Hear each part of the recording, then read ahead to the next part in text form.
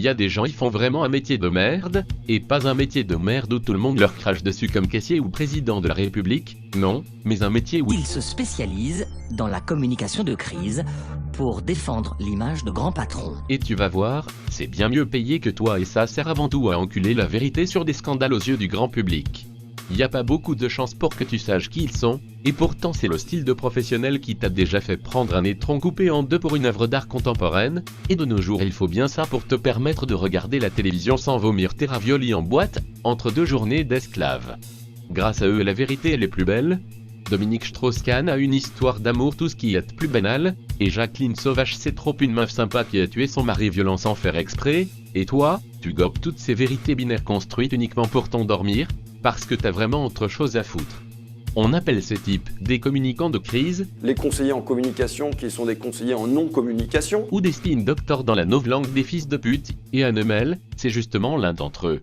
Annemel, c'est pas ta grande sœur wesh, quand t'es accusé et qu'elle prend ta défense devant papa, à la fin les juges te croient tellement innocent qu'ils t'allument des cierges, et t'offrent leur fille en mariage pour que tu puisses t'y planter le tien. Annemel, c'est elle qui a fait la communication de Jérôme Cahuzac et de Dominique Strauss-Kahn, et je sais ce que tu penses, mais dis-toi que si elle n'était pas intervenue on se rappellerait d'eux comme d'un escroc et d'un violeur, alors qu'en fait, si tu regardes bien Dominique on lui en veut pas trop et Cahuzac on s'en rappelle même plus. J'avais une part d'ombre, et cette part d'ombre est aujourd'hui en pleine lumière. Ouais, bon d'accord, Annemel elle est pas très forte en communication, mais faut dire aussi qu'elle a dû se démerder avec les deux pires branleurs du monde politique français, pas foutus de se cacher un peu mieux pour faire leurs conneries alors que tous les projecteurs sont braqués sur eux.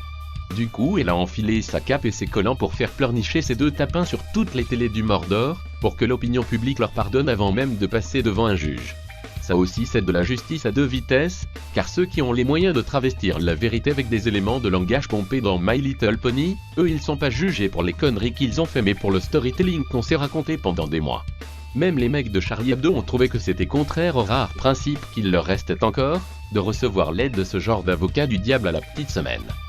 Mate un peu la performance qu'elle a déployée dans un magazine, sors les mouchoirs, prépare-toi à l'Oscar de la mauvaise foi. Il y a un peu plus de 6 mois, 7 mois maintenant, un petit journal composé d'une direction de gens qui n'étaient pas du tout au fait de ce que peut être la pression médiatique, se sont retrouvés du jour au lendemain dans une lessiveuse d'une violence considérable. À partir de là, quelqu'un qui vient les accompagner pour tenter d'être protégé de la pression médiatique et de pouvoir se reconstituer physiquement,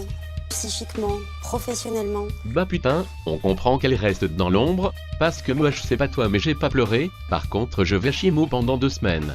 Tu vas me dire, c'est comme un avocat, mais non, parce que les avocats ils utilisent le droit et les preuves pour défendre leurs clients, alors que les Annemel ils utilisent l'opinion publique pour qu'ils fassent pression sur le juge, pour que le juge prenne une décision favorable.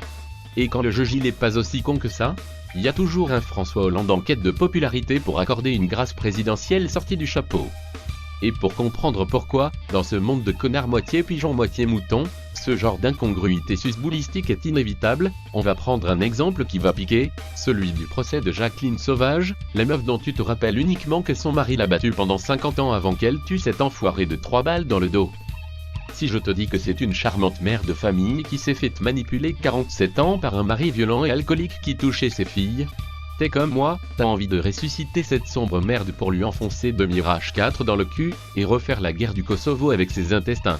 Ouais, mais quand tu t'arrêtes 2 minutes sur les 47 ans et sur les 3 balles dans le dos, rien qu'avec ça, le prépuce de ton intelligence devrait déjà titiller les amygdales de la vérité et comprendre que c'est bien beau l'émotion tout ça, mais une connasse qui est capable de menacer la maîtresse de son bourreau, et qui n'a même jamais envisagé de le quitter en presque 50 piges malgré une quantité astronomique de claques dans la gueule, elle a une histoire beaucoup plus compliquée à raconter, ce qui mettrait d'accord tous les putains de psychiatres du monde.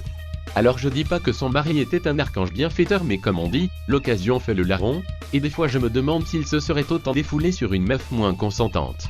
Alors dis-toi que 2 procès aux assises, avec un jury composé lui aussi de mecs de l'opinion publique comme toi et moi, mais qui ont accès à tous les éléments et à toutes les expertises de l'enquête, c'est bien mieux placé pour juger l'histoire que le comité de soutien Jacqueline Sauvage, composé de célébrités en quête de communication dont aucune ne s'est même rendue à son procès. En passant je verse une autre millième larme pour l'indépendance de la justice, qui entre sa mise sous tutelle par Valls et les dispenses de peine comme celle de Christine Lagarde, s'en prend en ce moment vraiment plein le cul. La communication de crise, le storytelling et toutes ces merdes, ça sauve des enfoirés de la justice et de la colère populaire putaclismique. Et comment c'est possible te demandes-tu? Je vais te le dire.